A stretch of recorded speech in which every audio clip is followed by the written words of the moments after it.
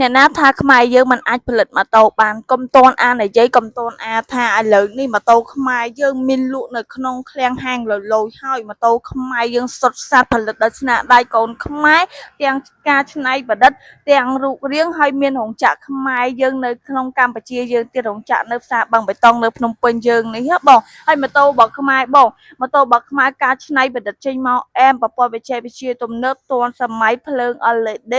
ហើយមានអេក្រង់អ៊ីនធឺណិតអាចចុះមួយទូរស័ព្ទដៃបានអាចជម្រាបខុសចេញចូលបាននិងអាចមើល map បានទៀតមានពីរប្រភេទមានទាំងដាក់លេខមានទាំងអូតូសម្រាប់អូតូមានឈ្មោះថា Calypso នេះជាឆ្នាំផលិត2025ក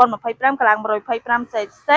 គឺស្រួលខ្លាំងមែនតើហើយ Calypso នេះជាបងតម្លៃម៉ូតូត្រឹមតែ1980បងទិញឥឡូវហ្នឹងធានាលើម៉ាស៊ីនជូនបង10ឆ្នាំអ៊ីនស្រែនជូនបង1ឆ្នាំទៀតហើយថែមកាដូជូនបងស្លាកលេខកាដូបេជាបិយាទឹកក្រូចសង្កចអគុយមួយសុវត្ថិភាពនិងអវ៉ាន់ផ្សេងៗជាច្រើនចំណែក Calypso Ori វិញពពួកដាក់លេខកម្លាំង 125cc ជីបានគ្រប់តាមស្ថានភាពផ្លូវបែបមិនក៏ជីបានដែរហើយតម្លៃម៉ូតូត្រឹមតែ